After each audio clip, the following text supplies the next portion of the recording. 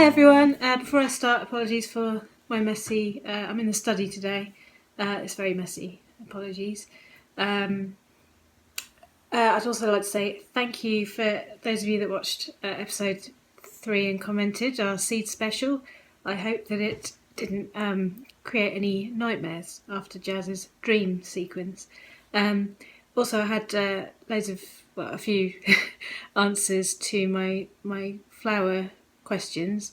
So thank you everybody who did that, especially Claire at Claire's Allotment. It was very informative answers and thorough. I checked out, I had seen some before, but I checked out some of her videos on YouTube, and she really looks like she knows what she's talking about. So if anyone's not seen them before, Claire's Allotment, yeah, I think I could learn a lot from her. But keep them coming because I've got loads more questions. Maybe not so many in today's episode. Anyway, later on I shall be erecting a raised bed from linker board. It's made out of recycled UPVC. You'll hear all about it later. And Jazz is going to be planting some sweet peas, which I did a couple of episodes ago. But I've just watched Jazz's bit, and she does it differently to me, and she's got some like magic things to help her. Well, they sound magic, like rock dust and perlite and root things. So I think hers are going to be better than mine, but we'll see. A bit of healthy competition's all right, I suppose. Anyway, I'll hand you over to Jazz now and see what she's been up to. Warning, this does contain some sleet and snow, even though it is March.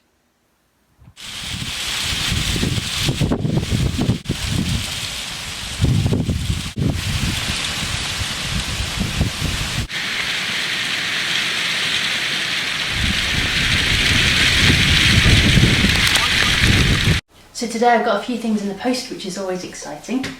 So I thought I'd talk you through some of them before we get on with some other stuff. So first of all, there's this big bag of rock dust which I can't lift, so I'll have to show you that a bit later. But some of the other things I got was some of these blade sharpeners, because at the moment these all need some care and attention ready for the growing season. They're all rusting and they're all sticking and they're all blunt. So hopefully I can get on and do that. Also, I've got some of this mycorrhizal fungi which everyone's talking about at the moment, so I thought I'd give that a try, and maybe some of the seeds, hopefully give them a bit of a head start. So that's something that I'm looking forward to trying. The other thing, bucket, 30 litre bucket. Well, I've got a few of them. I thought this would be necessary for Julie Drake's 30 litre bucket Sapo Mira growing. It's not a contest, but it's kind of like a big experiment, I think, on the, I think it was on the UK Here We Grow Facebook page that's been talked about. And the last thing, root trainers. And that can only mean one thing: I could finally get around to sowing my sweet peas.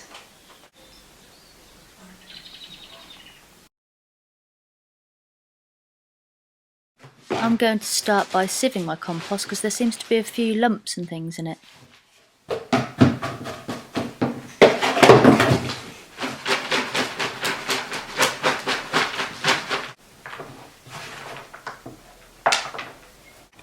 So this year I'm using this grocer stuff from Westland because it was the only stuff they had in the garden centre. But I've only sieved that amount, but all of these bits that have come out of it, it's kind of almost about a sixth of what there is in total. So I think I might go back to Grochar, which I had last year, which was so fine and lovely to work with. I might go back to buy some more of that for the rest of... Once I've run out of this bag, I might go back to that. Here I'm just filling up the root trainers with the sieved seed compost. I'm giving it a tap so it settles down into the cells. Now I'm making some holes about 2 centimetres deep. Let's see if this is our secret weapon. I'm sprinkling a little mycorrhizal fungi into each hole.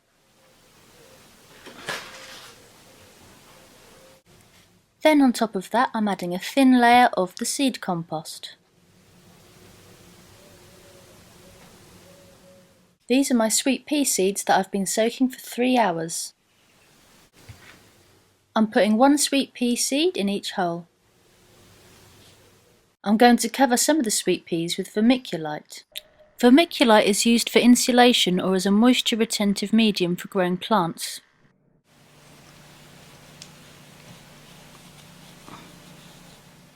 And some with perlite. Perlite is also used for insulation or to create aeration in soil or compost.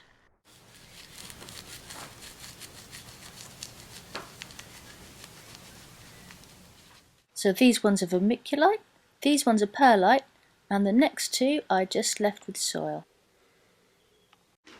Now time for a bit of water.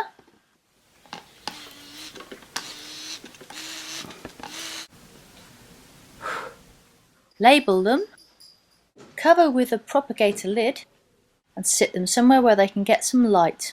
Now just hope that they're at least as good as gems.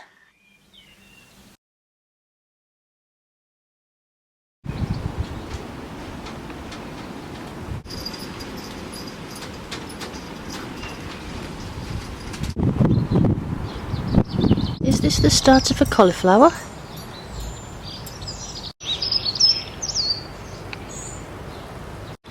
And this looks like purple sprouting broccoli.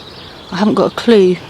When you have to harvest these, I think you have to wait, pull out the middle spike at some point and then others come or something. So if you can comment below and let me know when and what to look out for, that'd be great, thank you. This is the rock dust I was talking about, now you can see it. I'm going to use this as a sort of a top dressing for some of the dodgy onions and the questionable tulips and things like that I put in, and the garlic, and hope that it might give them a little bit of an extra boost.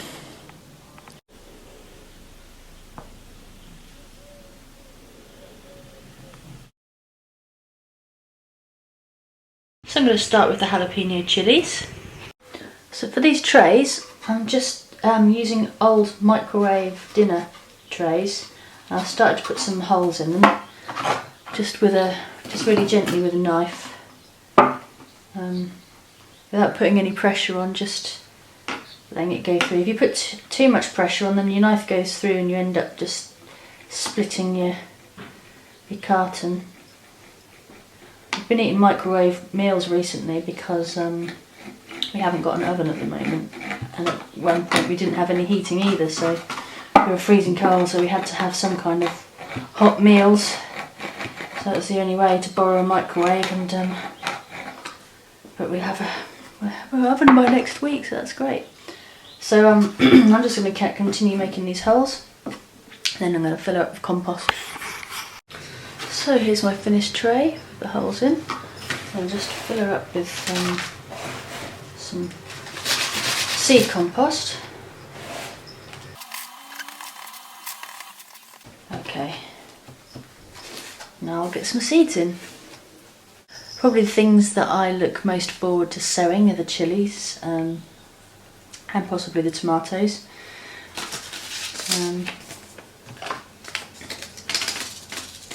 Let's open up these bad boys.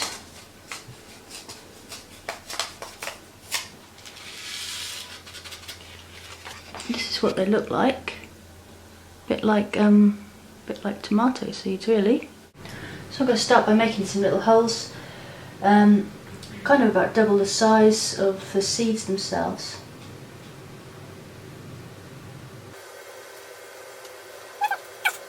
I'm going to try this mycorrhizal fungi stuff. I'll try that on most things that I'm growing this year, just to see if it gives it a bit of a boost or not. See if I notice any difference from last year. So I'm going to sprinkle a little bit of this into each of these little holes. It just says an even layer, so I don't know how much you'll need. I'm going to do that.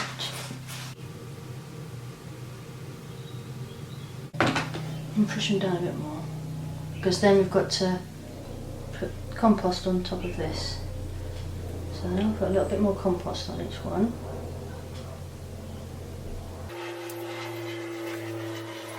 And now it's seed time. There's one in each hole.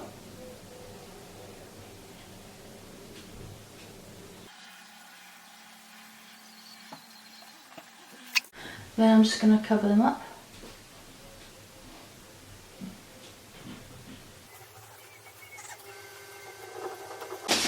Give them a bit of water with my trusty squirty gun.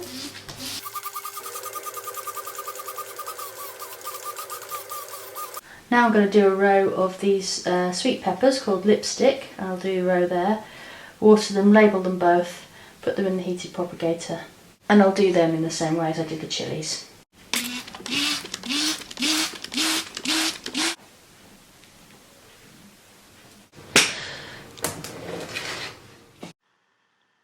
Nighty night. Hello, yes, very excited today because today I'm putting up my very first raised bed. It's a bed from a company called Linkerboard, and it's made of recycled UPVC. So there's loads of benefits for it. Jazz actually recommended it to me because she used some last year, and she promised me that I could do it on my own with just a mallet. So we'll test that out as I go and assemble it at the allotment in a bit. But just a bit about Linkerboard. It's made from recycled UPVC, so it doesn't rot away into the ground or anything. I think they pretty much last forever, and you can take them apart real easily if you're not using them, or you could transport them or whatever. I felt the box that I haven't opened the box yet, but the box that it came in is really light, so it's quite easy to handle. It's got, I think they call it a double skin around the outside, so it insulates the soil and keeps it at regular temperature. It comes in a whole selection of different colours. I went for brown, which I'm a bit gutted about now. I wish I'd gone for black. But it comes in green, brown, white, terracotta and black. Yeah, it's just meant to be really easy to put together and stuff. So I'm going to have a go at doing that down the allotment. You might see a few surprises down the allotment, a few changes. But firstly, I just want to go and have a look on the progress of the sweet peas that I sowed last week. So my dad actually found this heated propagator in his shed, which is very handy. I've put my sweet peas under it. I think there's about 6 come up in there, so I'm pretty chuffed with that. Nothing on my silver dust yet, but apparently that takes 7 to 10 days to germinate. And that's doing pretty well as well. So we'll keep our eye on those. Jazz, I think you're going to like this. It's a little tiny greenhouse.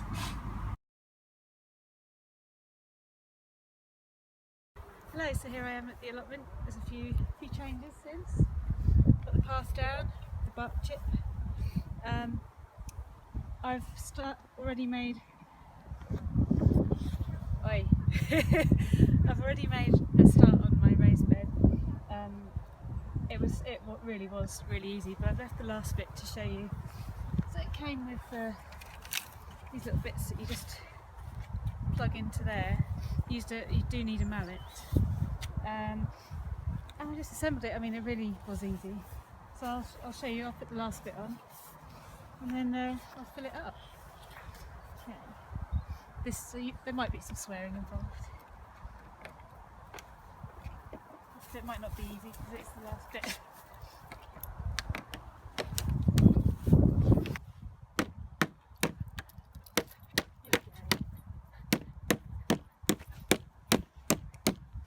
There's one, and then this will be the last one.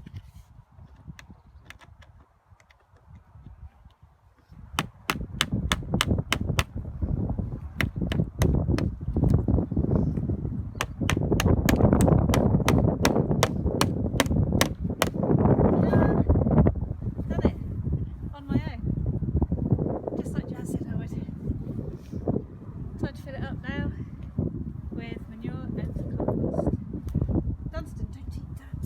So I've got my raised bed up, so I'm happy. I've just got to fill it all the way to the top now and try not to spill it everywhere. I've learned so much this week. My brain is going to explode, but it's all good stuff. So thank you for watching again, and look forward to seeing you in episode 5.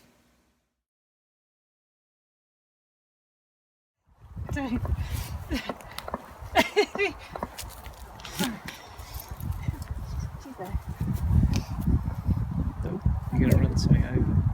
Oh, that's all right. That needs to come down anyway. I'm not going to be able to get it though, am I? Oh, I know.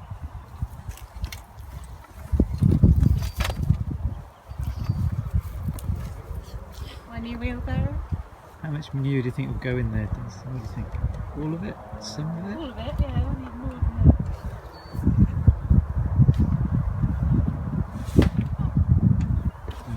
Most of it went in.